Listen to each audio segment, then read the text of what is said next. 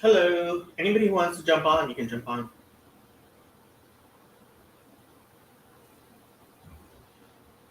I found it on Google.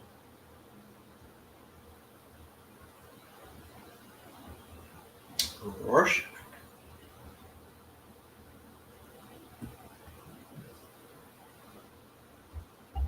I'm gonna just sit here eating until anybody shows up.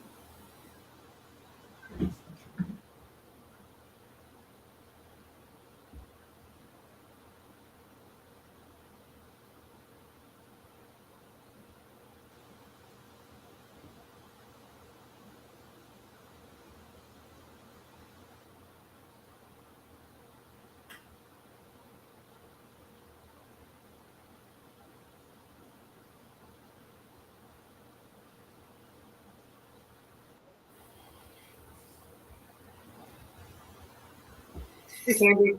Hey, Are you once again with meaning?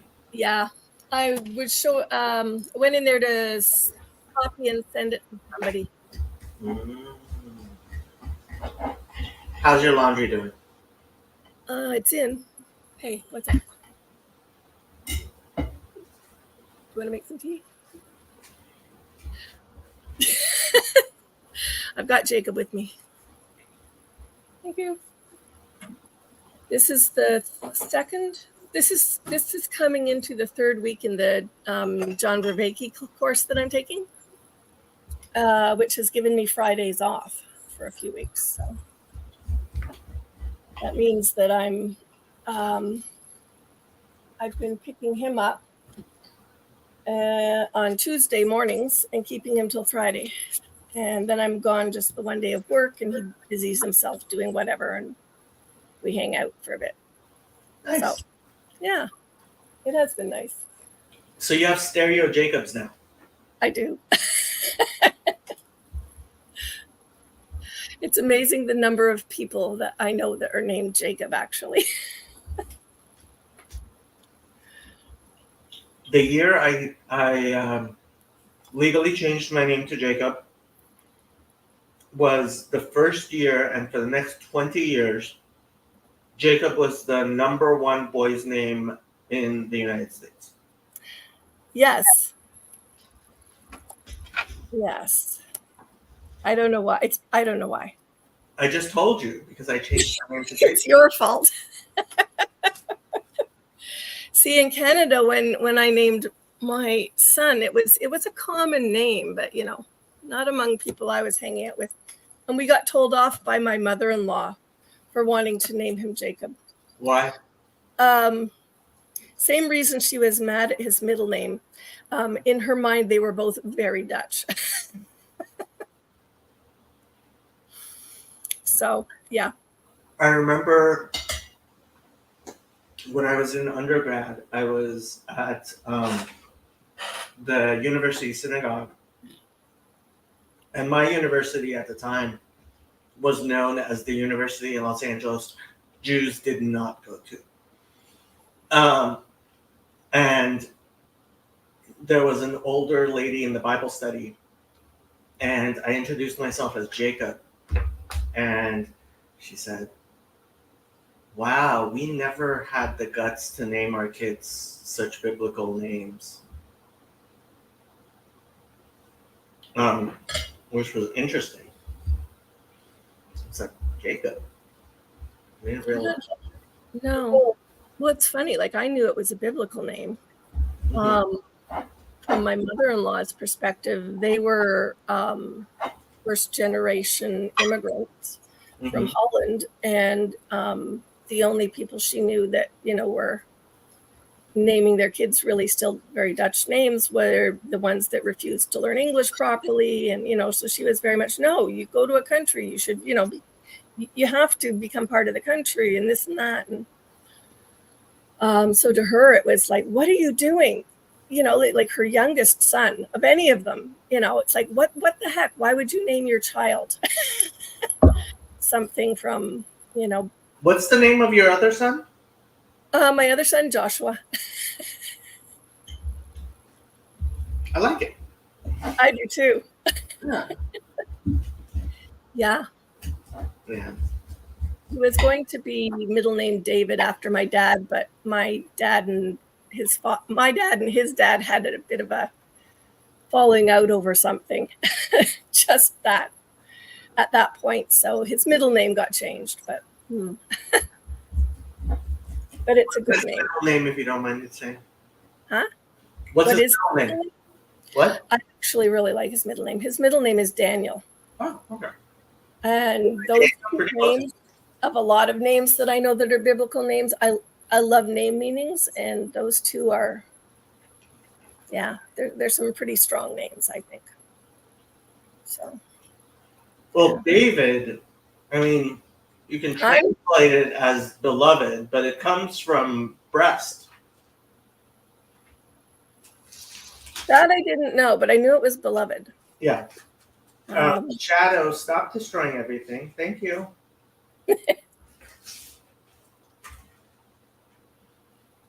I tell you, kittens. Although, somebody asked me, how long have you had her? And I thought about it. I was like, oh my God, I've had her for over a year now. Yeah.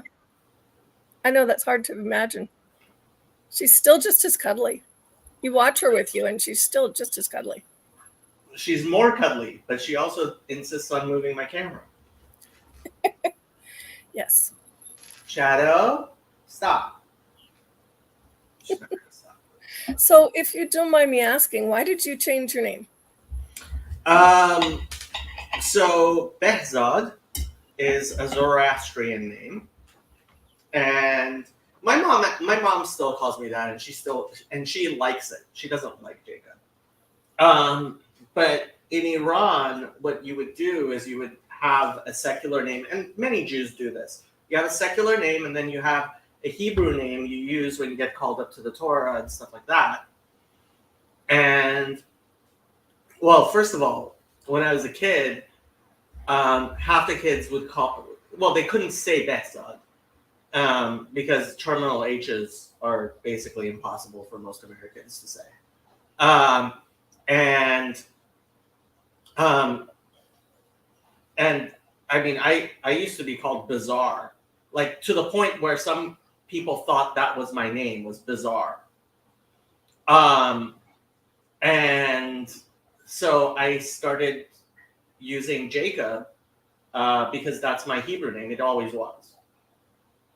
And so starting in junior high school, I started going by Jacob. And then when I became a citizen, I got a chance to change my name. So now I'm Jacob Behzad Faturecci, where I was Behzad Jacob Faturecci. Nice. Most of my family that changed, hey Jacob. Most of my family that changed our last name changed it to Jacobson after my great grandfather, who I'm named after. And I was not going to be Jacob Jacobson. Oh no, you don't want to. I know people that did that to their children, and it's just no. I mean, not literally. There's a few variations of ways you can do that. Well, now I wouldn't mind it, but like 20 years ago, I would have minded it. Yeah, that's funny. Yeah, my mom was a legal secretary, and I think I told you that before. I changed my name as well because because they always called me Sandy, but that wasn't how they christened me. How did they christen you? Catherine. Must be why you became a Noachide. Sure. And there's nothing wrong with the name. I just wasn't coping with some of the dynamics around it. Plus, it was very disconcerting because I wasn't allowed to go by my family name at home. They only would let you use a legal name or short form of a legal name, which is hilarious while I'm watching some of the school things that are going on now. It's like a complete 180 because I'm like, wait a minute, didn't you tell me that I had to only go by my legal name? Didn't I have to eventually legally change my name to get people to that school to call me by it? Yeah, which would be a big chunk now because it was about $200 on a discount at the time I did it. Because my mom worked it's more expensive. See, okay, part of the reason it's so expensive is so when I went to law school, this really pissed me off. There is a lot in our legal system that's basically just rent seeking. Oh, so yeah. One of those is newspapers printing. So when you change your name, in order to give the public notice, you have to advertise in a public newspaper, mm-hmm. right? And that's like the bulk of the cost. And obviously, like, the only reason that requirement still exists is because there's a bunch of newspapers lobbying for it. Like, it doesn't actually. Same thing with service of process. Like, we could do service of process without all these process servers. Frankly, we could file our taxes much more easily. Like H&R Block, I'm guessing this isn't the same in Canada, but here in the United States, H&R Block spends millions of dollars lobbying Congress to make sure that the IRS doesn't simplify taxes too much, because if they did, then H&R Block and TurboTax would go out of business. Oh, that makes sense, because there's this big thing now where I keep getting these emails that I'm supposed to sign a petition to not have the government take away my right to pay my taxes how I want, to pay them to just absolutely file them on my behalf, like to just do it. Guess who's funding that? I just clear. Yeah. Jacob, Hello, Jay. you shaved. I did shave. You shaved. I was gonna shave. I considered shaving. I didn't shave. I do every now and then. It's actually permissible for Orthodox men to shave, despite the rumors. Orthodox Jewish men too, although I'm not sure. I belong to a particular Hasidic sect, which actually doesn't. But I'm obviously not very. But I usually just shave my entire head all at once. Yeah. Must be very easy to get out of the shower. All this conversation around beards. My Calvinist ex, who recently died, used to have this tradition ongoing of shaving and getting his hair cut twice a year, only twice a year. And the rest of the year, he looked like this giant mop.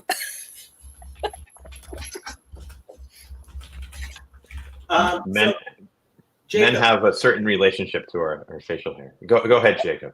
I was going to ask you, so you were a JW. Was a JW. I grew up JW. You grew up with JWs. Are your parents still JW? Sadly, yes. So they don't talk to you anymore? At the time I was growing up, the guideline was that non-relatives of a disfellowshipped person would have to no longer talk to that person, but that relatives could still talk to them for practical reasons. So my parents, their reading of how they follow the rules was mostly staying in touch with me. There was like a little bit of weirdness where like over college, like I had to find places to live on the breaks. Like I couldn't go back home. But I was never cut off from all communications, and we've developed a better relationship in the years since I left. So you were officially DF'd? I am officially DF'd. So, I don't know how much you know Trey. Do you know Trey? No, I'm just getting to know people in this this place that we are. So I have a particular don't want to say following. There's several former JWs who are in my look on. So we keep on talking about the flotilla. So on my ship, there's a couple of JWs. Trey is one of them. Fraudwith is the other. And Trey was, until about a year ago, very heavily involved in the JWs. Yeah. Only a year ago, huh? Yeah. And when he decided to leave, basically he lost a lot of his social thing. So it's a scary thing. Yeah. So now he's part of. He's one of my best friends now. Actually, I'm going to pick him up from work, and we're driving to Estuary this evening. You guys live near each other? Pretty close. Yeah. Cool. We're in Los Angeles. Yeah. Andrew's also kind of sort of in Los Angeles. Yeah. You have estuary groups in Los Angeles? Not really. So John Van Donk lives in Chino, which is about, if there's no traffic, about an hour east of me. When there is traffic, which is like tonight, it takes about 2 hours to drive there. Yet we still do that. And there's been lots of talk about starting an estuary within Los Angeles proper. But first of all, I wouldn't run an estuary if I could. Second, I'm not a very good candidate. I don't know exactly what an estuary is, but it seems like why wouldn't you be a good candidate to run one? You have a flotilla. You're what rank are you? You'd be like a commodore in the flotilla or something like that. I call myself a ship captain. Yeah, I usually call myself a ship captain in the flotilla. An estuary is a Protestant Bible study without the Bible. Mm. They try to not let on that that's what it is, but everybody on the other side of the So trying to become more Protestant than Protestant. Yeah. It's like the idea of having a Bible study with no particular theological commitments is like a little bit too much. So we're gonna now just have a study. Well, there's no study. Life. It's just people sitting around and talking. It sounds nice. It's nice for people to sit around and talk, but it's also incredibly egalitarian. And if you don't know me, I am incredibly opposed to egalitarianism. How can it possibly be? Well, I guess it can be. It's very egalitarian in what sense? It's as egalitarian can be. Seriously. Yeah, you can't. How much more? I mean, the only thing you could do to be more egalitarian would be to have a. Is it the Quakers who just sit around and don't say anything? Well, until someone wants to speak. Right. And then, if you feel moved by the Spirit or by whatever. Right. And then when somebody starts speaking too much, then they stop lying about being egalitarian. Yeah. Because got to enforce some egalitarianism, otherwise, things could become inegalitarian.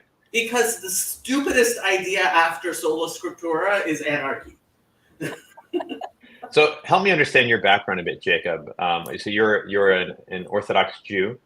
Kind of. So kind of an Orthodox Jew. I was raised in a traditional Jewish family, meaning when we went to synagogue, we would usually go to an Orthodox synagogue, but we weren't I was not raised keeping kosher or anything like that, right? Mm-hmm. And outside the United States, that's very normal. In the United States, most people would be Reform, probably Reform. My family would be Reform, but we were still too traditional for that.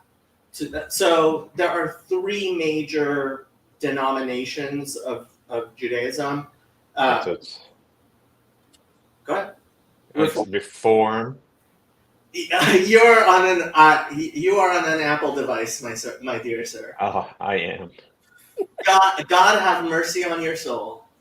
I'm just taking a little bit of time out of my workday. Like we have noon stand-ups, and then I'm like, well, people kind of expect me to be eating lunch right now, so I figure I'll just stay on my work computer and do whatever I'm doing. I will allow it. Does it do something different it does something different if I do this, right? Yeah, it has different.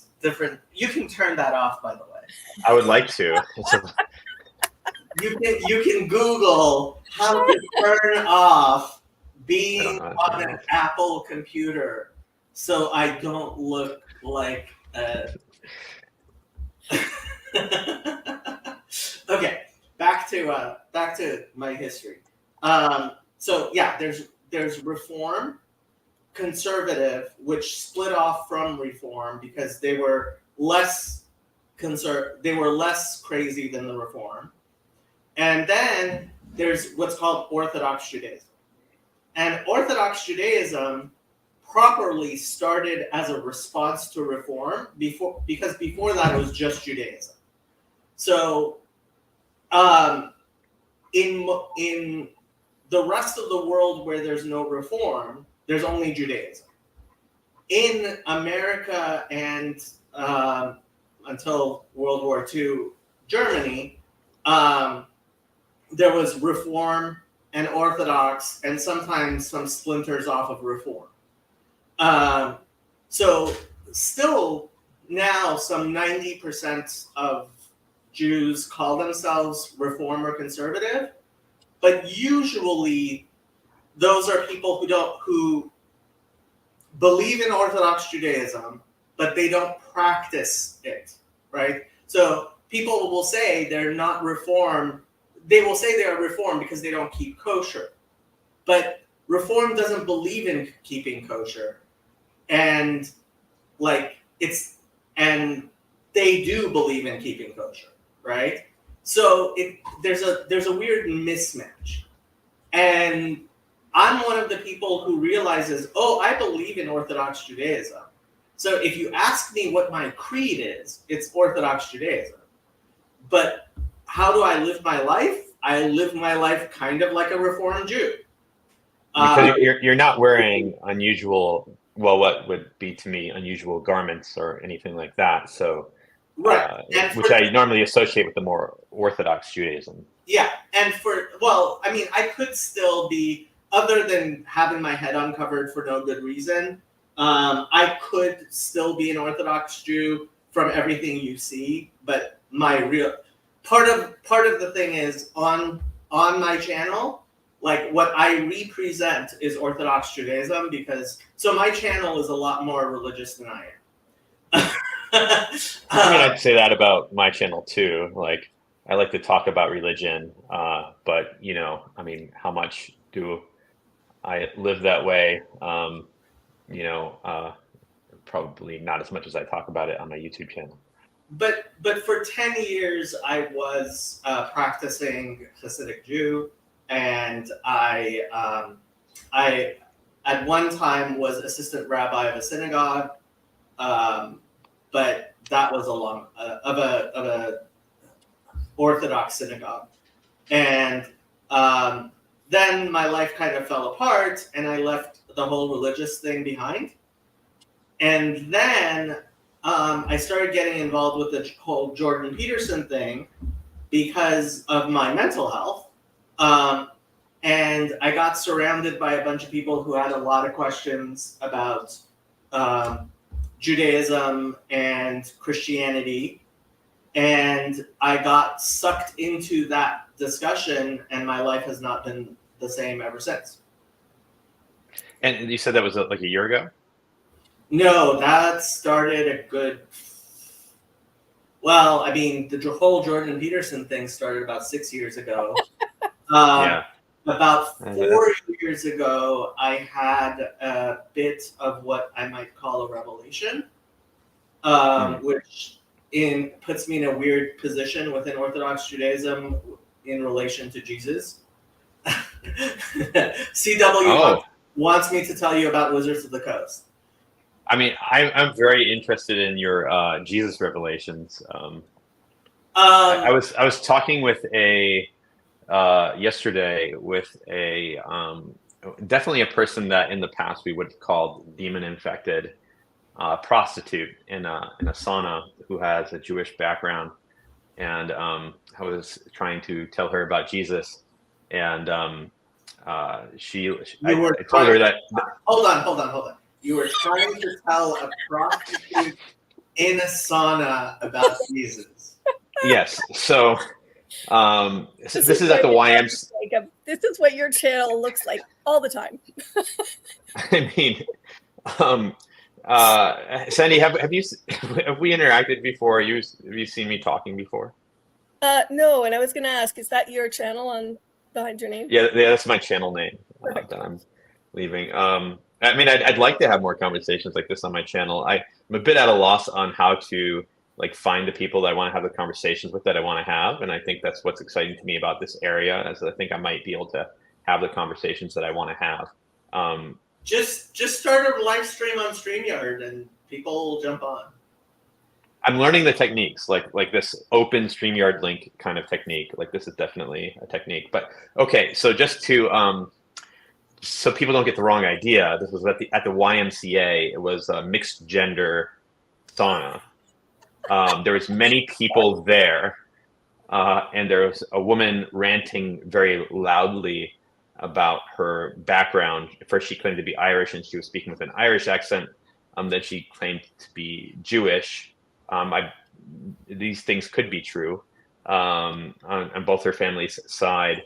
And then she said she was a prostitute, and she was speaking very loudly and making everyone uncomfortable. It was not the vibe for a sauna at the end of the day. And she appeared to have, based on my life experience, I would say she has Asperger's and a lot of trauma. I had a friend that had Asperger's in college, but she had a much brighter life. And she would draw eyes in a restaurant and stuff like that because she didn't know how to moderate her speech. But this is like that plus like extreme darkness and like dabbling in witchcraft and stuff. So, having worked in the homeless industry for many years, many people who are homeless have a cell phone, a PO box, and a gym membership, and live a life in which you probably couldn't tell they were homeless. We definitely have a lot of people like packing and unpacking large backpacks like at the Y in the like in the locker room especially. I don't see the women's locker room obviously, but you know in the men's locker room we have people that are obviously homeless coming and going from the Y. And that could describe her probably since she says she's very poor and was describing her how she makes money. But yeah, I brought up the name that you know she took the Lord's name in vain at one point, and she was like, "Oh, these people, like they're always cops are always harassing me and touching me, like Jesus Christ." And I'm like, "Oh, you do know the name," and I got into a little religious discussion, and I told her that you know his name is different in other languages. Like you know, you said you were Jewish, they would call him Yeshua. And she really liked the name Yeshua. Like that kind of spoke to her a little bit, and I suggested to her, you know, I kind of like empathize with. I can empathize with their plight. I'm like, oh, people are always mean to you. Like that must be really hard. They can't understand you in the way you talk, and they want you to be quiet and all this. So I understand what it's like for Asperger's, and I recommended that she I don't know, when she's praying at night, she says she likes to light a candle and just talk. That she try. I came up with a modified version of the Jesus prayer for a spiritually confused woman with a Jewish background. I said, you know, you can pray, Yeshua, help me. Just try that, like Yeshua, help me. And she seemed to like that. So, am I getting that you're an ortho bro? I mean, yeah, I'm definitely an ortho bro. Well, okay. My definition of ortho bro is somebody who is believes they're Eastern Orthodox. They're on the internet and has basically never actually walked into an Orthodox church. Oh no, I go to church a lot. Okay. Just as long as you actually go to an Orthodox church, That's true. then I will not call you an ortho bro. Okay. I Then might be guess going to one in May. I'm going to go visit my friend in Montreal, and she's wonderful. Orthodox. Father Stephen DeYoung and I spend a lot of time on my channel dunking on ortho bros. Oh, cool! You get so you're kind of a big deal. You get DeYoung on your channel, and he won't touch a channel that's under like 60 subscribers or 60 views, right? So he must be pretty big. Funny thing about Father DeYoung, he's the one who's made me have like all the subscribers that I have. Before he started showing up on my channel, I had closer to the number of subscribers I deserve. But his appearances, so he actually listens to my live streams and stuff every once in a while. And he jumps on every once in a while. He basically, my channel is Jacob holding space for when Father DeYoung decides he wants to come on. Are you his token Reform Orthodox Jewish friend? I wouldn't say token, but we are definitely friends. Let's put it this way: at the Lord of Spirits conference, I went because he invited me, and on Friday night I made Kiddush, and he attended, and everybody else who also attended was very uncomfortable as I was making Kiddush. Is that like Shabbat? Yeah. Shabbat? Okay. Shabbat, yeah. So I don't know the word Kiddush. I do know the word Shabbat. So Kiddush is is what you guys turned into the Eucharist. Okay.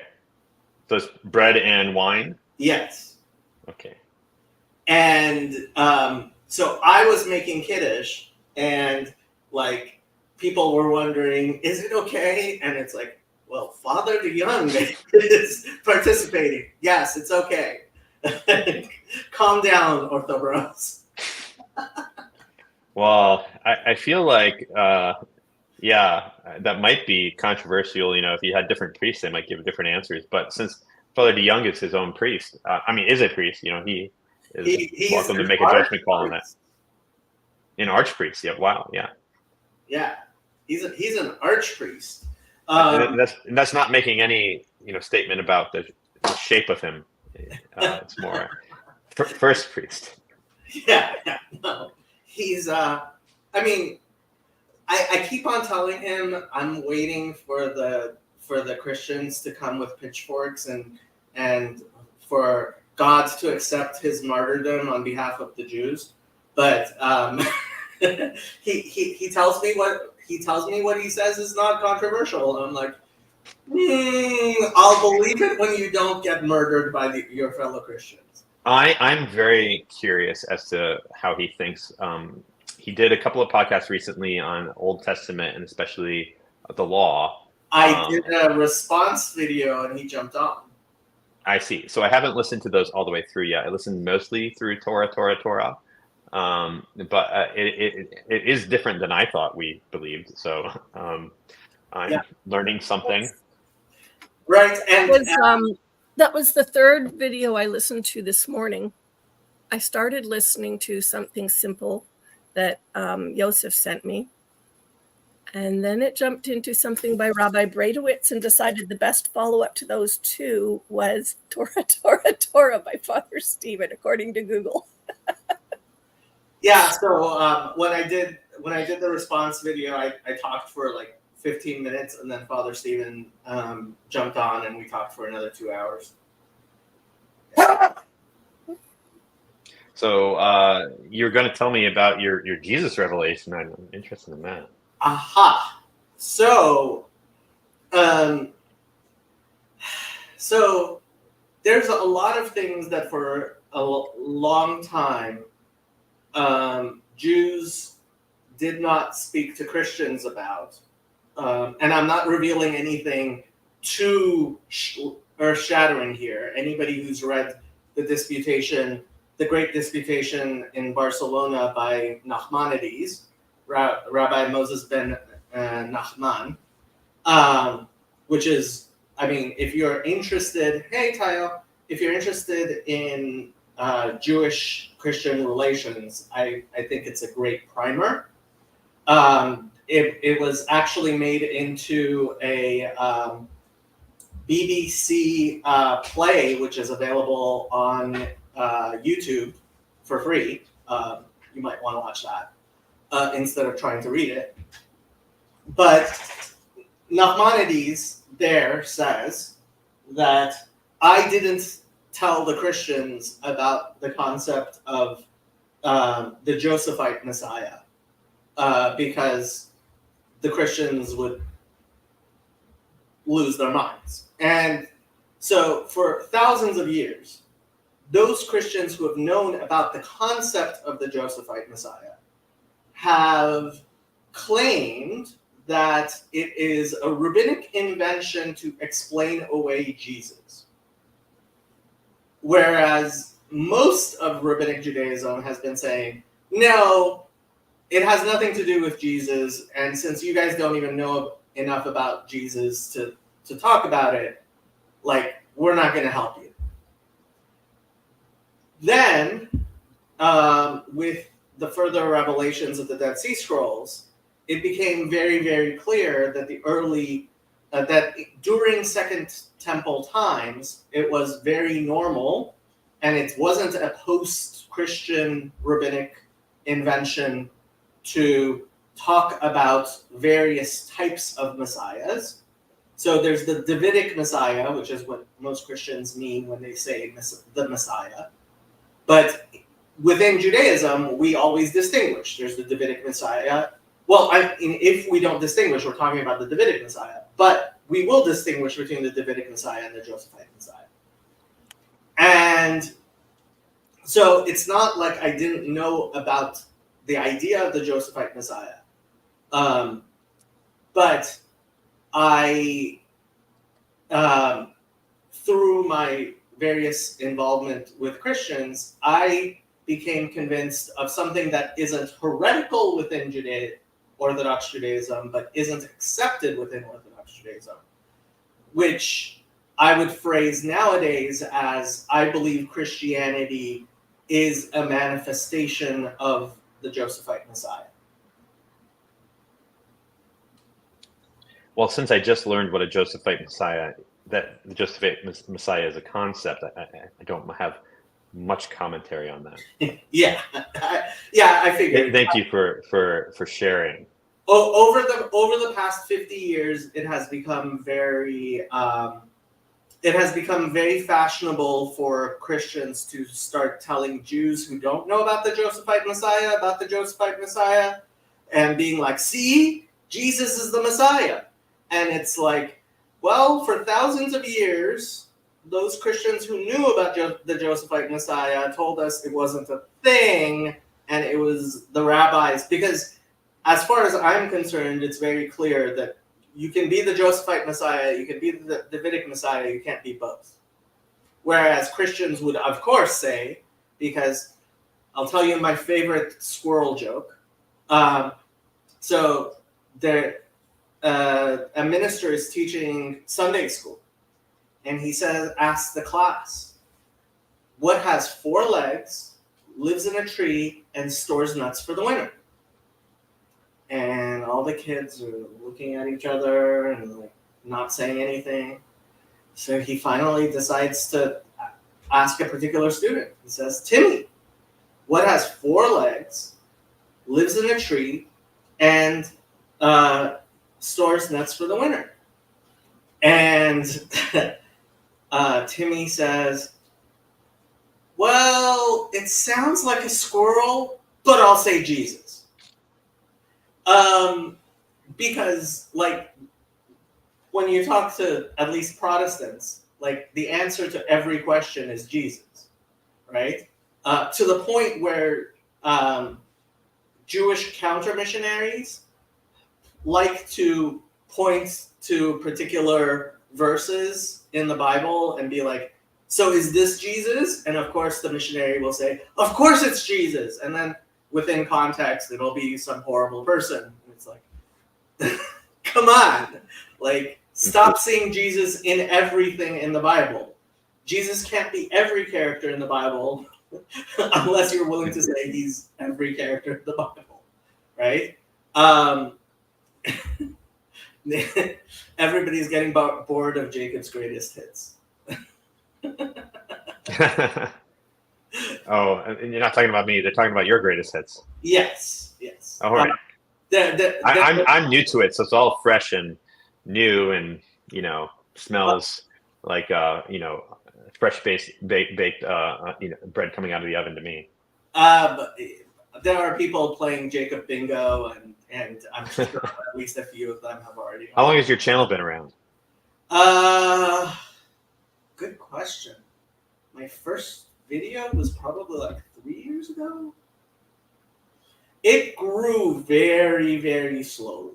And it's still, I mean, the only reason I went past 500 is Father Stephen Dion started showing up on the channel.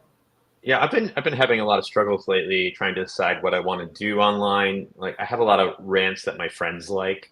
I came from Jehovah's Witnesses. Then I was like a nihilist Ayn Randian, and then I was like a Buddhist and psychonaut. Did a lot of psychedelics, and I didn't think I did that much because my friends did more than me. So I'm like, I don't do that many drugs. And then you go outside the Bay Area on a trip and you meet someone, and you're like, oh, I do a lot of drugs.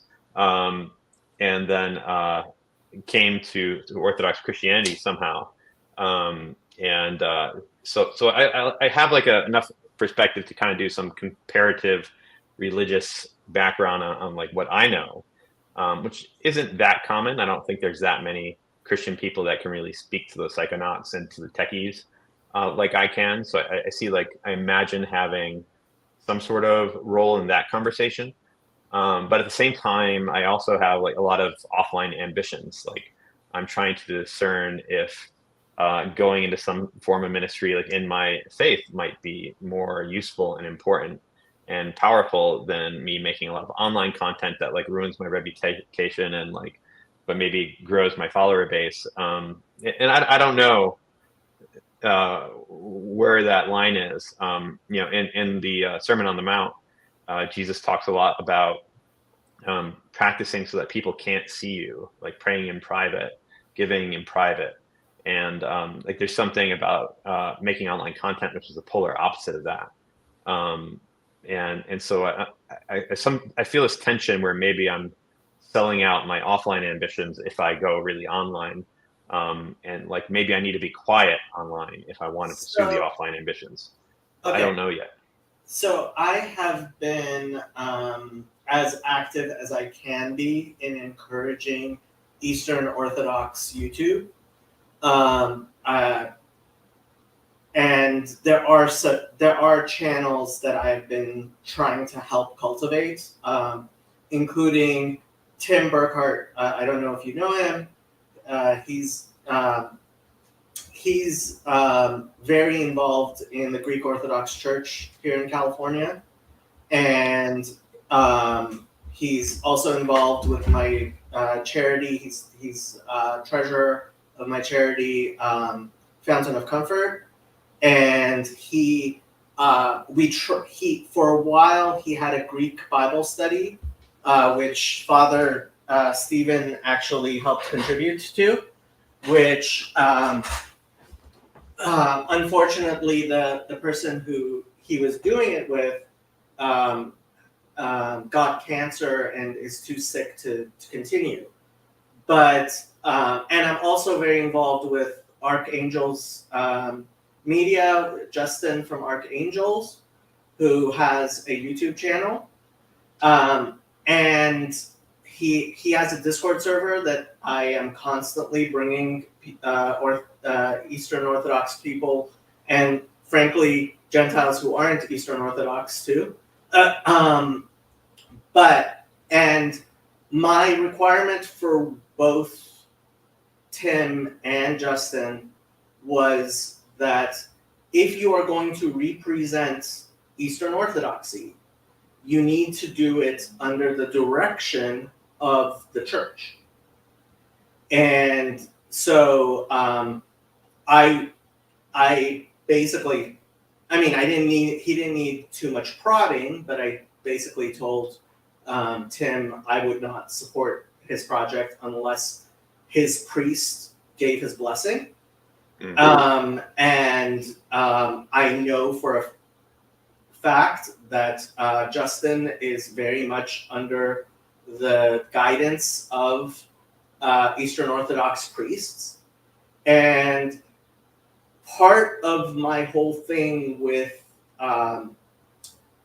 dunking on Ortho Bros constantly is I see sometimes there's a very Protestant way of going about things, of being Eastern Orthodox, which frankly I think, so I criticize Estuary for being a Bible study without the Bible, right? Like, if you're going to be Eastern Orthodox by being Protestant, like, please don't, right? Let's see what Luke has to say. Eastern Orthodoxy doesn't have a unilateral propositional views on things, as far as I understand it. Under bishops, yes. Persons. Luke? I would say we have some universal propositional views on things. Of course you do. Luke says all of many. I mean, I think we have a smaller like dogma surface area than like the Latins, and we do rely more on. We do have like more freedom in our beliefs and more personal guidance in our practices than them. But so this is where CW fails to understand words. Jacob's way of not interfering with other religions is to reinforce people's submission to other religious authorities. And what I have said repeatedly, CW, is, and if you're going to put it in quotes, actually quote me, it is against my religion to trespass on other religions. Well, I really appreciate what you just said to me, because you're encouraging me to, like, if I'm going to present my faith, to do it authentically in the way that my faith teaches for it to be done. Presumably, if I was a Protestant, you'd tell me, do whatever. I don't know. Because like that is the Protestant way, right? Or if I belong to some particular denomination of Protestant, to do it within whatever guidelines that they have.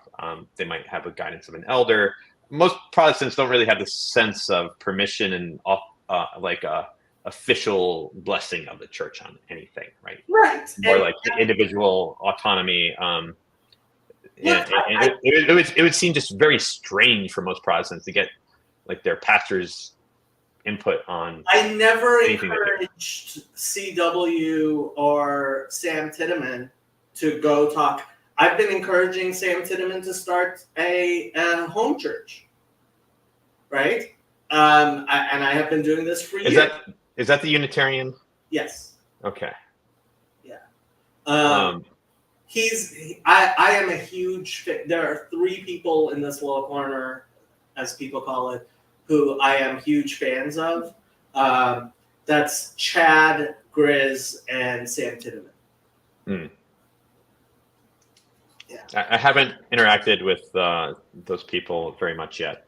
Caught a few minutes of one of Sam's podcasts. He is brilliant. I saw one of Grizz's live streams, and haven't taken in anything from Chad yet. So Chad has a capacity to see things which a lot of people don't. And it absolutely amazed me that he makes his videos on his phone. Like it's amazing. I refer to Grizz as our shaman. And he very much to the point where, if you haven't met Chezi, you should meet Chezi. Chezi lives in Jerusalem. Shalom, Jacob. Wait. Who was that person? Hezi? His name is Chezi. Okay. Shalom, Hezi. You can drop the C and just call him Hezi if you want. If the Ch is too hard. Hezi. Yes. Shalom, Hezi. Yes. I'm like what would you call it, a xenophile? So I love trying on like little bits of other cultures. So I will attempt to pronounce things the way the other culture pronounces things if I can. And in Greek we have a ch. So so Grizz I refer to as our shaman, because he will say things with a profundity that sometimes he hasn't fully explored himself, right? I think Chad does that too. Whereas Sam Titteman, like, he is just brilliant. He really is. Yeah, I think that's something that I'm interested to see about Grizz, because I come from, when I was in my psychedelic phase, I think I was much more intuitive, and I was much more in touch with like speaking words that I didn't know the meaning of. And I think I've lost that a little bit as I've traveled into an association where like now that I'm Orthodox, I feel like, like I do have some boundaries that I'm trying to stay within. Like when I speak on theological topics, like I don't want to say things that are like accidentally heresy or something. So I feel a little bit of like checking on myself, whereas before I was used to living with no rules and no boundaries, and trying to reintegrate the intuitive energy within a new personality that has boundaries is a part of my project. It is my project. So how much have you been paying attention to Ian McGilchrist and John Vervaeke? John Vervaeke, I listened to maybe 40-ish hours of his philosophical history of philosophy lectures. McGilchrist I haven't engaged with at all. what I would recommend is if you want to understand Vervaeke's contributions, he did an invited talk. It was either at Oxford or Cambridge. It's available on his YouTube channel. That was absolutely excellent and helps you understand his body of work in 1 hour in ways that very few other things do. And his discussions with Jordan Peterson have been pretty good. Ian McGilchrist is very popular here. I read The Master and His Emissary, which talks about the stuff that like you brought up that I would want to engage with. It is a very long book that I do not recommend because while Ian McGilchrist is brilliant, I don't think he is very good at communicating his ideas. He recently had a talk with Jordan Peterson, which was excellent. And his discussions with Jordan Peterson have been excellent. I'll check out his Peterson stuff. Yeah. I'm a big fan of getting the 2-hour podcast version from authors of like books that would take me 20 or 30 hours to read. I'm like, I probably got most of the main points from that. Well, McGilchrist wrote his 1,000-page book to be read at least twice in order to understand it. And it's like, give me a break, Mr. McGilchrist, Dr. McGilchrist. But his big thing is he's a neurologist. And his big thing is, yes, there is such thing as left brain and right brain, even though it's not the debunked left brain, right brain things that people have been thinking, that there really is a difference between left brain thinking and right brain thinking. And so the way he describes that is, imagine an animal trying to eat in the forest, right? So it's taking whatever it's picking up, it's eating it, and then there's a part of its brain that's paying attention to, hey, is there sound? Is somebody behind me? Is somebody, right? And so what has your attention, what you think is the left brain, and that's why we're right-handed, right? That with which we grab, we manipulate, we pay attention to. Mm-hmm. And the right brain is what he calls the master, right? And the master is what tells the left brain what to pay attention to. I'm very much simplified. So, and oftentimes we think of the right brain as the intuitive, right? What he points out is that we've been paying attention to left brain thinking to the exclusion of the right brain.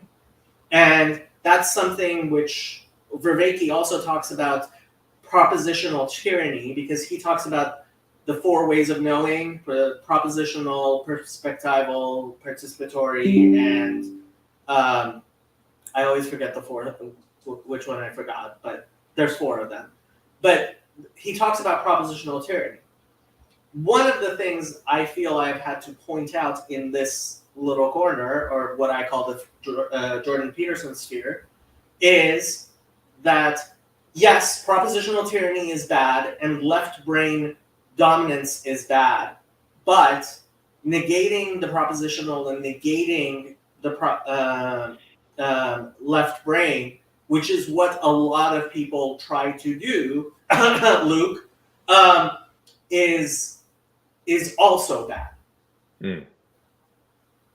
Yeah, fascinating. I mean, it kind of flips the script a little bit, where you think of, or I think of, like what I'm paying attention to, like my willful cognition as being the primary aspect of my personality, and then like the intuitive sense as being sort of this auxiliary thing which I can tap into for artistic reasons when I want to. And I think what you're saying about McGilchrist is that the primacy is sort of reversed, where it's the that emotional body that is primary, and then the the cognitive self that's more of a tool of the emotional body, which that does make some sense to me, and possibly it's I feel like my personal struggles, to the extent that I have them, is probably trying to lead my life through the cognitive side of things, and not giving enough credence to the heart, the gut, whatever you want to call it, which maybe is the master.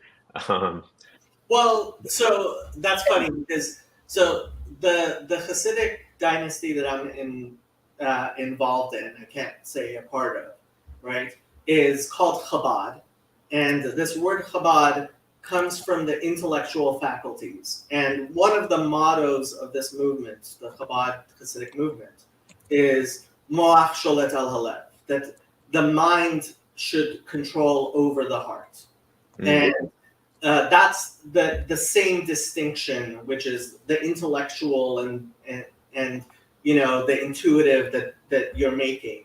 And I would say it actually is the left brain, right brain distinction that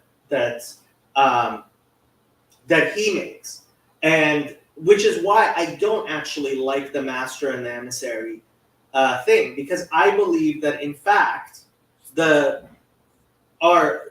which pays attention has a capacity to train our emotional aspects, and hopefully will be able to control it to the degree that it needs to be controlled. But that's I would. A question. Sorry. Yes, I pinged a statement down in there, but the question is the terminology. Because the contrast was emotional versus cognitive, and now Jacob's gone back to referring to it as attention, and the original was attention and the thing that directs the attention. But are they that distinct from each other? Like, is the attention and the thing that directs the attention that distinct from each other? Yeah. Jacob's just about to talk about how the attention can train something, and I'm thinking, well, because that's one of the discussions in Vervaeke's new course is about things that go both directions, and I'm thinking, is it all one way or another? Or things do go in both directions, and I don't like I didn't want to get into it, but like I wouldn't make a distinction between the cognitive and the emotional. But the way I would put it is, you need a symbolic framework to discuss this in, and my symbolic framework comes from Hasidic teachings. Oh, I would also say that there's a third party in here, which in Orthodox teaching, we also think that your appetites, your emotions, your sort of intuitive self shouldn't be given mastery over your life. The heart is deceitful above all things, and stuff like this. Like the heart needs to be trained, but it's not necessarily trained by your mind. The third thing is God, the Holy Spirit, which shows up practically through something like community, through something like praxis, like ritual praxis. So, and maybe there's, your emotions and your brain are involved in getting you to the church or getting you to the ritual, but that itself trains the heart. So we don't think about people so much as individuals as part of this larger body that has a role in training us to be part of it, the body of Christ. You keep it just inside the brain, talking from that left brain, right brain thing. I would say I have a social body, like a social brain, in addition to my left brain, right brain. Right?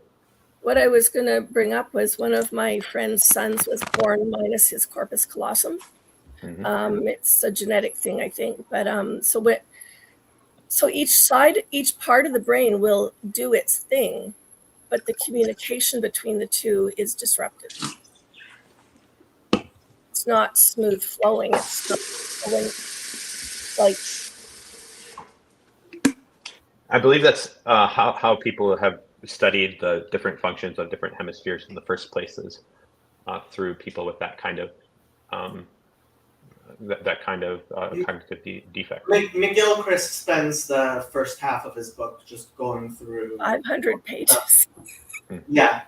going through the various studies of people who have had various types of trauma to their brain. Ouch. Training the heart. I just feel so bad for Protestants sometimes. I'm like, you're missing all the tools. Like, you're missing so many tools. Protestants all the time. I mean, maybe for Jews to some extent too, because to me it seems like a little bit more cognitive, like a Protestant faith. So do you have figure out the answer to your question to Jacob earlier as to how to run your channel based on, the different things? Like I've started one and do nothing because I started it knowing that I write and I don't actually take what I write beyond the paper it's written on, but I'm not scared of talking. So I thought maybe I'd try to get over that.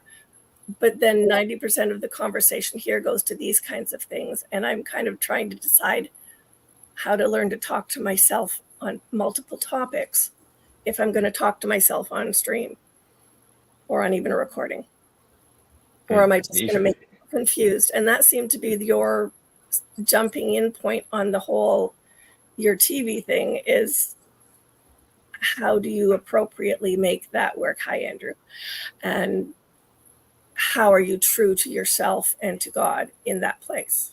And Jacob gave you a good answer on one thing, but I'm Protestant background. So he pulled out the whole Orthodox thing and Jewish thing. And I'm like, well, nope. Apparently we don't have the correct tools in the toolbox, according to you guys. Well, I'm trying. What Jacob was saying regarding having the tools from a Jewish perspective. Well, I'm not as familiar with like how Jewish worship actually is, but in Orthodox worship we have practice doing things like prostrating, like during the Eucharist we will during the week or during Lent, like we will lay our head on the floor, like bowing to God, to the presence of God, and so we have the practice of like literally treating God like our king. Right, like we are in the presence of a king. We're acting like we're in the presence of a king, and there's something like so deep in the human psyche about acknowledging hierarchy in this way. I completely agree with you that everything good in Eastern Orthodoxy came from Judaism. Well, I mean, we're both the Orthodox perspective is that we're both descendants of Temple Judaism, right? We wouldn't view modern Judaism as like more authentic or older than us, but actually as descendants of a common ancestor. So this is part of the discussion and disagreement which Father Stephen, I'm sure, does much better than me. So I wouldn't. I will pass to that. But sometimes we do find, I do find like Christians seeking more authenticity, and they'll try to like adopt Jewishisms to be, because they're like, oh, I'm trying to be. I'm dissatisfied with Protestantism, with Protestant megachurchism, so I'm going to like start calling Jesus Yeshua. Okay, that's fine. I mean, there's nothing wrong with calling Jesus Yeshua, but instead of like trying or keep Sabbath, and I do think like instead of trying to get back to authenticity by being more Jewish, you could get in touch with the ancient Christian roots, which also descend from Judaism, which is Orthodox Christianity. I mean, this is part of why my channel has kind of become a coalition of Orthodox Jews and Orthodox Christians versus Protestantism, right? Because you are absolutely right. For example, the Hebrew roots movement, I would say, has fewer Hebrew roots than Eastern Orthodoxy does, right? So that's what I'm talking about. You put a label to the thing that I'm encountering in the wild. Yeah, you are like the Hebrew roots movement, and so, but so there is something which is different, which is my ship's kind of gangplank, you might say, is there are people on my Discord server and on my channel who are Noahides, which are people who are God-fearers, as described in the Christian Bible, which are Gentiles who adhere to Judaism as it existed before Christianity, which is what I believe Orthodox Judaism today to be, is the valid continuation of those parts. Obviously, there were lots of Jews with lots of different ideas during the Second Temple period. So they talk about Second Temple Judaisms, right? Mhm. I'm fine with that. Yes, we've always had heretics, right? Like, tell that to the prophets, right? So we've always had heretics. The question becomes, what is the proper continuation of Judaism as it existed before the birth of Jesus? And frankly, prepare yourself for one of Jacob's greatest hits. If you define Christian as someone who follows the teachings of Jesus, then the only Christians I know are Orthodox Jews. Well, you're laying down some fire there, and I'm sure that I'm sure it's very interesting. Is this something you a rant of yours that you've done many times? I've been through this many times because I enjoy it. Okay. So if I have a new person who's willing to hear Jacob's greatest, I want to like I just have like a thing in my head about something Sandy said that I want to like rant on myself, if you don't mind. Go ahead. But I am up for hearing the rest of that rant at some point. They're lovely. Catch up with them when you, yes. Yeah, you're talking about like trying to figure out what to authentically do with my channel, and I think that's related to what I'm talking about as like the third faculty beyond the cognitive and emotional, which is the spiritual or communal faculty, like my exterior brain that I experience through being part of the body of Christ, which is like moving. I'm going through growth pains of moving beyond an individual. That's what I'm trying to do. Like, becoming Orthodox for me is about moving beyond individuality, finding authenticity beyond individuality. And in Orthodoxy, we sort of have like this Trinitarian pattern of reality, where like we have individuals exist, but always in relationship, and like we're never completely separate from each other. And so, and this has always been true, but I just haven't recognized it. I've been a Randian, like kind of charting my life according to my pleasure, but not understanding how I affect other people. And now like I'm working on getting married. Like, I'm engaged, and I'm getting married in late May, so that's coming up. And then and for 5 years. Oh, thank you. And then for 5 years, I've been trying to be Orthodox, which now makes requests of me. Whereas before, for the longest time since I left my parents' house and the religion I rejected, I've not had any requests made of me, and as to how I conduct myself and how I live. And so, like, I now have like these responsibilities, these threads on me that limit my freedom.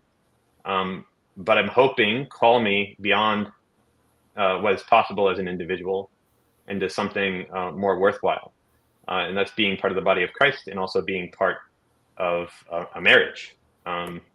And so it does make having a channel more complicated, because it now has emotional and social impacts, not just on me, but on my congregation, on my parish, on my church, and on my wife to be. And so the whole Creative Act is sort of the Public Creative Act is I am auditing to try to understand where it fits in this new person I'm becoming, that is a person in relationship and not a person individual, no longer a Western individual, but sort of an Eastern person in relationship. So one thing that I always found interesting is that social media has these individual accounts, right? And sometimes you find people, especially on Facebook, husband and wife sharing a Facebook account, right? And for some reason, and I think I know the reason, social media mostly would not have the functionality for people to share accounts, for it not to be my YouTube channel, for it to be our YouTube channel. And I mean, I think that's part of what I have. So to be fair to the Protestants, when we attack Protestantism, and it's become a little bit of a sport, at least on my channel, but in this little corner, is we mean those aspects of the Protestant Reformation that the rest of everybody else didn't accede to. I'm not saying the entirety of everything. Even Martin Luther was not wrong on every single thing he said. But nowadays, when we identify something as Protestant, it means it's Protestant as in the Catholic Church in the Counter-Reformation did not actually adopt it, right? So, and what part of what that Protestantism that I am deliberately fighting against is that my channel thing. My channel, it's named Fatorecci because I could not think of a better name. And my Discord server is Jacob's Ladder, and it's organized around me because I have not been able to organize it better than to be around me. But to the extent that this channel is at all successful, it's when people are streaming on my channel and I'm not there. But Vervaeke sometimes says, if you want to know what's meaningful, ask people what do they want to exist even after they are gone, right?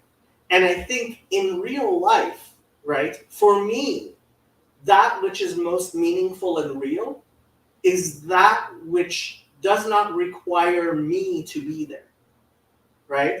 So when people on this are streaming on my channel, and I mean, a majority of the content on my channel, I actually don't have time to watch.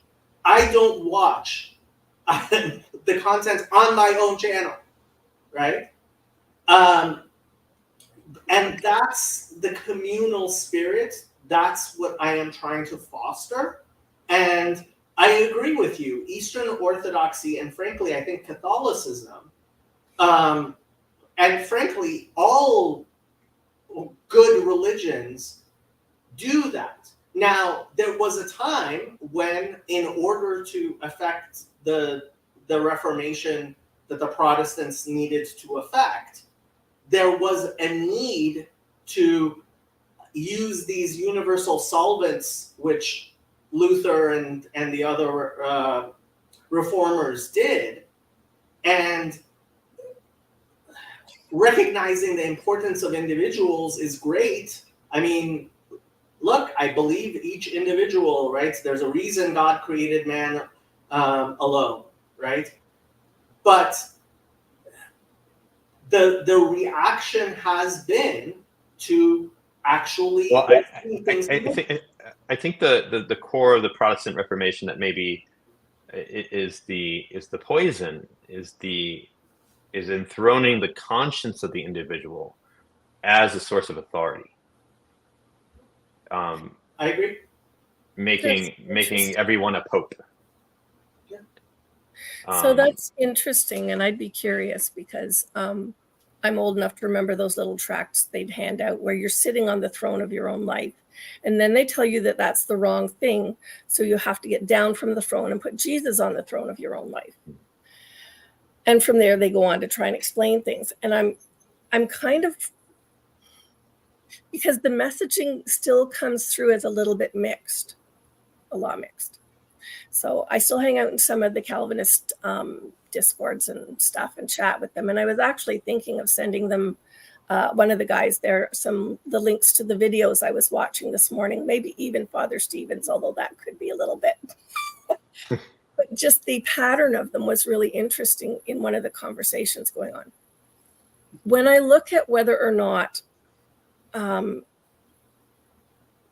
person is seen as being on the throne of their own life, in one sense, if you sit there in a Protestant church, you will get told off right royally because the words say, no, you are not. But then the responsibilities and the expectations cut off from anything else say, Jesus is on the throne of your life if you're doing this right, because he already did everything that you should have done. Therefore, he gets to sit there and he will somehow teleport me there. Well, I would say that at the same time, they tell me, if you're not living in the meltdown in that church, if you're not living up to all 10 of the 10 commandments, the way as presented by Calvin, to be fair to the Jewish audience, it was as presented by Calvin, then I'm also doing wrong. So Guys, sorry to cut in here. I did not realize the Noahide thing starts in 5 minutes. I gotta go. Yeah. See you. Good to meet you, Sandy. You too. So we kind of have to wrap this up so that Kezi can stream. Well, I mean, it wouldn't interrupt. I've had multiple streams on my channel at once, but I don't like to have multiple streams on my channel at once. But this is part of what I was saying, right? Is if you are representing your wife and your community, then there shouldn't be a conflict. Yes, but it does create standards. It creates I need to present my own self in a certain way. I feel like some responsibility to speak authentically about my background, where I came from, and to critique it. But at the same time, that involves having a conversation with between two cultures that normally don't interact. Mm-hmm. And I don't think the act of pretending that modern libertine tech culture doesn't exist is the best way for Christians to speak to it, or for people of faith to speak to it. To just say we're not going to talk to the people trying to find their authenticity through hippie tech culture and libertine online spaces. I'd like to talk to them.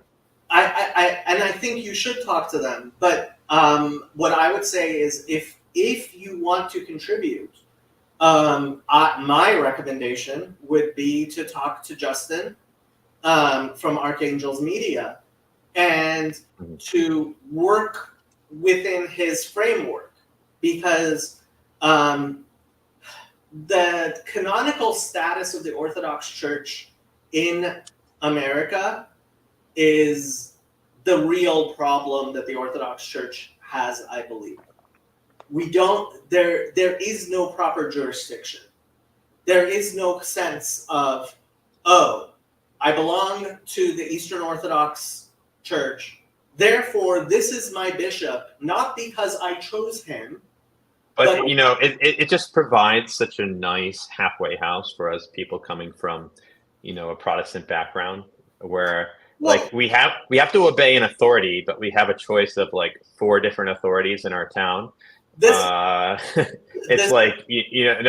there was only one that might be feel a little too constraining. But yeah, it's certainly not according to the Orthodox tradition. But I enjoy Orthodoxy in America as it is. So, like I said, Eastern Orthodoxy is the Protestant solution to people. If you are really Eastern Orthodox, if you actually believe in Eastern Orthodoxy in the United States, I think you basically should be Catholic. This sounds like another one of your Great. Molotov cocktails that perhaps rehearsed. It sounds quite absurd. You're welcome to unpack it if you'd like. Look, if I was going to be Eastern Orthodox, if I was going to be Orthodox in the United States, I would go to my closest church. Now, I think there's a reasonable point of view that I do find people have, where they basically don't believe the Catholic sides of the debates that have of the disputes between the Eastern Orthodox and the Roman Catholic Church. They don't believe the Catholic side, but they say, like, this is my church, the Roman Catholic Church. It's the church of my people and my nation. It's the appropriate church. And, you know, the right thing to do is to pray for and work for a reconciliation, at which point the Western Orthodox Church will be this church that I belong to.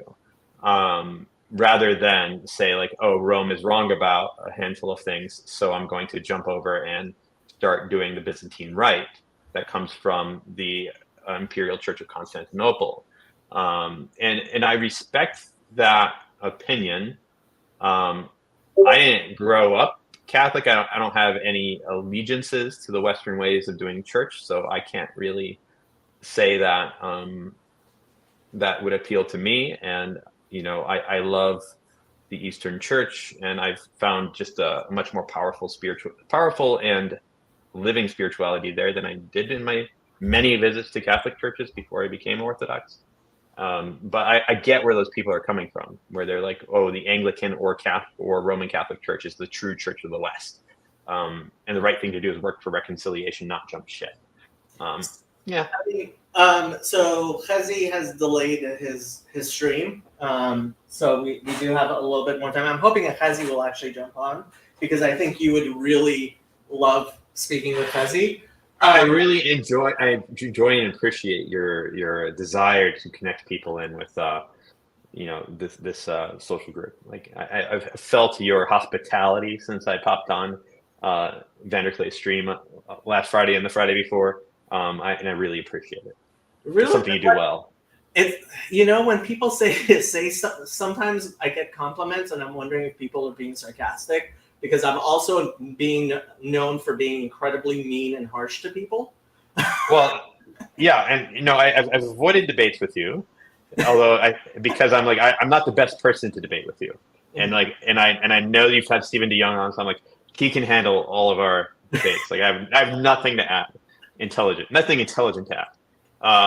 But yeah, as far as you seeing someone that obviously like has some hunger to participate and to talk, and then like just grabbing him, sending him a DM on Twitter and saying like, hey, come do the thing. Like I really appreciate that. Like that's what hospitality is online, I think. Yeah, I mean, look, I think we have to get beyond, and again, this is kind of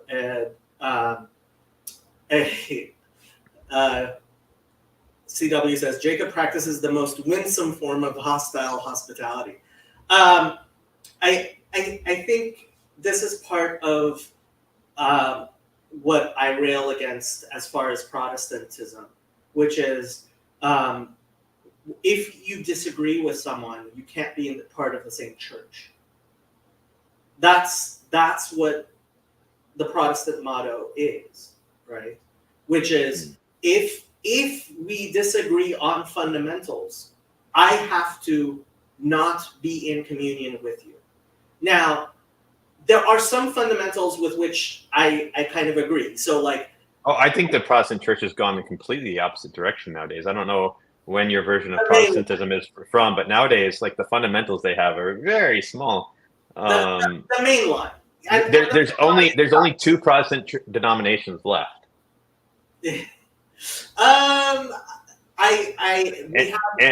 and excuse the Apple stuff. Oh, I get the dreidel on my stream now too. That's fun. Yeah, there's only two Protestant churches left, and that's the liberal and the conservative. And the only way that they'll split communion with someone is like, do you allow gay marriage or not? That's the only issue left in Protestantism. I mean, no, people don't care about all the Reformed and Baptists and Wesleyans I know all commune with each other. They're like, and they attack us because they say we're too strict. We have too many boundaries. Like, why can't I commune if I come to your church? I'm like, well, you're not Orthodox. right. They're like, but we believe in Jesus. We believe in the Trinity. We acknowledge the Apostles' Creed. And I'm like, well, we've been around 2,000 years, and the way we do it is you have to like go through a ceremony and be officially part of the body. That's the way we do it. We're not about to change. Like, you're making good arguments, but that's the way we do it. But the only thing that they have left that distinguishes communion is gay marriage or not. But excommunication in Orthodox, including Orthodox Jewish, but Orthodox Christian, and I believe Catholic churches, works very differently than it does in Protestant churches. Well, look, in this little corner, right, in the Jordan Peterson sphere, there's a reason we have no Reformed Jews. All the Jews are Orthodox Jews. There's a reason we don't have mainline people, right? Because there's a belief in God, and that is included in that. So I'm not talking about the mainline, and I realize I'm like, when I talk about only Orthodox Judaism, that's 10% of the Jewish population, right? At the same time,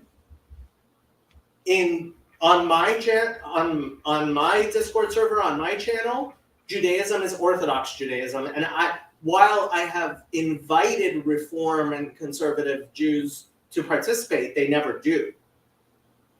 But so CW, for example, has been excommunicated. Sam Tiedemann has been excommunicated. I'm pretty sure from which churches? CW, I think he was Orthodox Presbyterian. CW can tell us. Sam was excommunicated from his campus fellowship, OPC, Orthodox Presbyterian Church, and then again he was excommunicated from a church that supposedly had open communion, but they told him not to take communion. So, like, to be fair, my mainline friend probably would deny a non-Trinitarian communion. Yeah, I mean, look, and this is why I prefer Eastern Orthodoxy to Catholicism, is because I do believe the Filioque is worse than the tritheism of the Orthodox Church, in a qualitative way, right? But the vast majority of people who say, I'm Eastern Orthodox, I'm not Catholic, it's not because they believe the Filioque is so important that the Catholic Church has fallen into heresy. It's because they have a gut revulsion towards Catholicism, oftentimes, that comes from their Protestant background. Yeah, I guess so. Yeah, most of the time, probably. I can't speak to it. That's I tried to be Catholic, kind of. Like when I was interested in Christianity, so I spent 18 years between Jehovah's Witnesses and becoming Orthodox. That was my 18 years of wandering, and but largely due to my Presbyterian friend in college, he would argue with me about God, and I was an atheist at the time, and I'm like, oh well, these Christians are they're not all as terrible as the Jehovah's Witnesses. Like, he made some good points. He sounded reasonable, and he was open to learning things. Like, it wasn't like the Stalinist gulag like I grew up in. So I did go to Christian churches in those 18 years, and after listening to Jordan Peterson, I started going to churches a lot. Like I became really interested in Christian churches in around 2018, 2019. And most of the churches I went to were Catholic, because I was looking for something authentic and living and powerful, and like I don't know, the Protestant minimalism never appealed to me. Like this idea of we have to throw out beauty, we have to throw out spiritual practice. Yeah. Like I as a Buddhist, what was that? Anglicans don't do that. Yeah, so most of the time I would either go to an Anglican or a Catholic church, and like on Christmas or Easter or when I felt like it. Like I was always kind of hanging out there, but the difference is like when I encountered an Orthodox church, and my first experience was at a monastery. My second experience was at a small Russian parish in Berkeley, California. It just felt like they believed in God. Like the priest believed in God.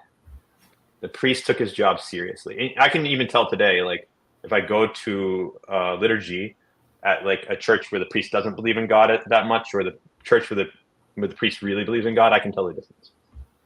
Or at least I can feel the difference.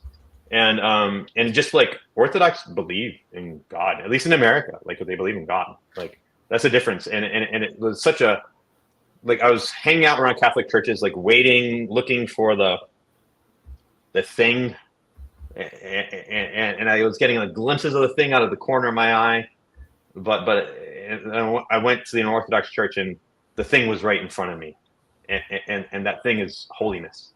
I was like hungry for holiness, and like I don't think Catholics they don't consistently know how to do holiness anymore.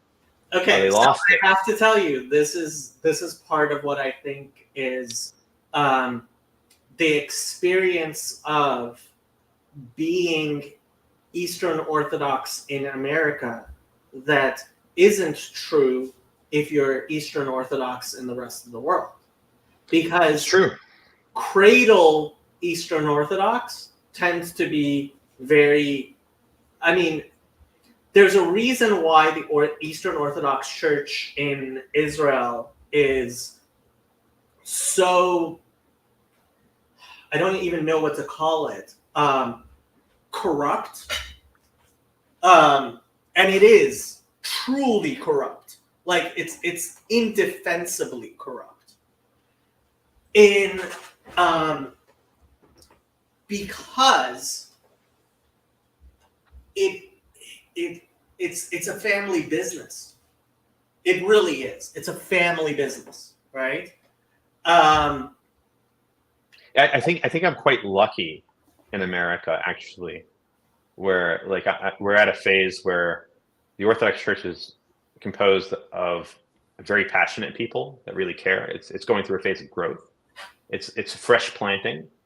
Like we have 50-ish monasteries in the U.S., maybe close to 100, where like 2 generations ago we had like 3. So we haven't had the ability to get like old and rich and corrupt yet in America. Like the average Eastern Orthodox experience in America is very good. But when yes, I've certainly heard stories of the old country where it's not like that. Like I go into an Orthodox church in America and I feel like I'm part of this club that will like welcome me in and offer me a place to stay and offer me food, and like everyone's excited to be there. I don't think it would be like that everywhere in the world, and it hasn't always been like that. And when everyone is in an Orthodox country, then it's probably not that special at all. And I think holiness is always something to be fought for. Holiness is never the default. Holiness is always a struggle. Now, in those Orthodox countries where maybe it's more corrupt and just something people do to do it, there is still holiness, but it might be 10%. And you have to do your homework and work for that 10% if it's what you want. But I just think America hasn't really remembered what holiness was, because we come from such a low church background.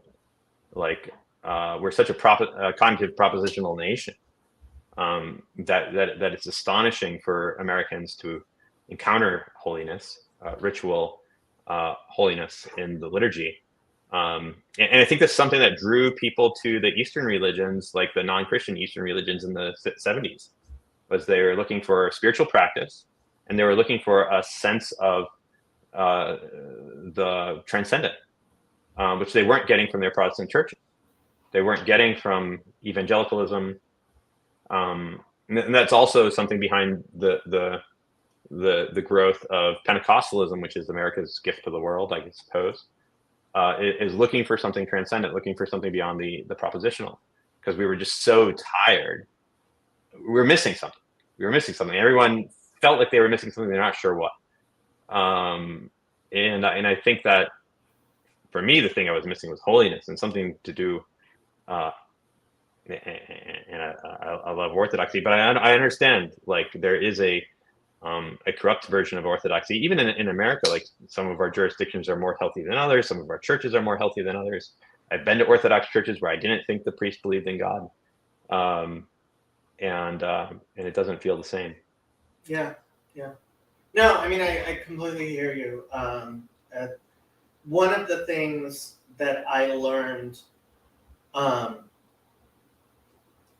in now understanding Christianity a lot better than I did is a lot of the criticisms that I thought Christians were lobbing at Judaism that were incomprehensible to me were criticisms they actually had of each other and themselves.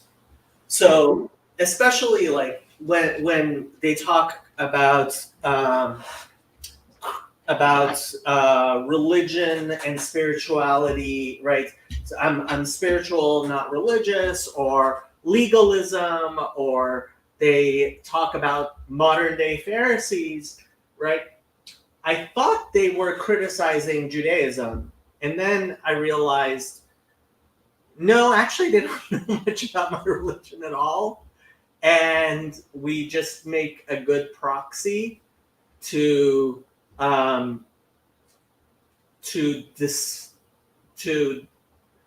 describe the things that they see wrong. Because I never in my life realized, oh my God, how legalistic Protestants can be, especially the Reform, the Calvinist types, but like all of them, like the rigidity and like it's like, oh my God,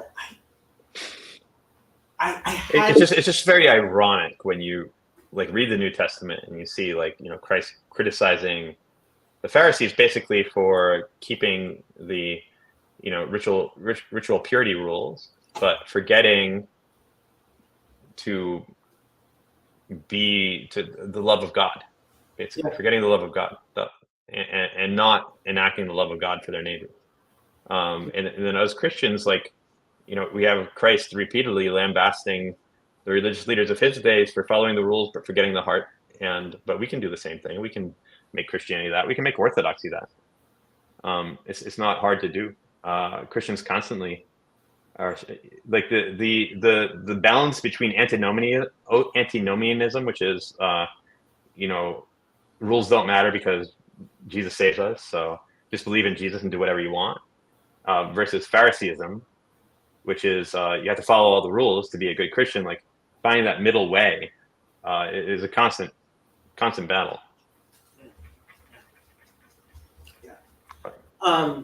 Okay. I gotta jump off and do a little programming. I gotta go back to the code mines. Yeah, I have to go too. It was great having you on. You're always welcome. It was good to connect. I was super happy to have our first conversation. Hope you have a wonderful day. You too. I will talk to you later. All right, peace. Bye. I am going to end the stream because I've spoken to Andrew way too many times.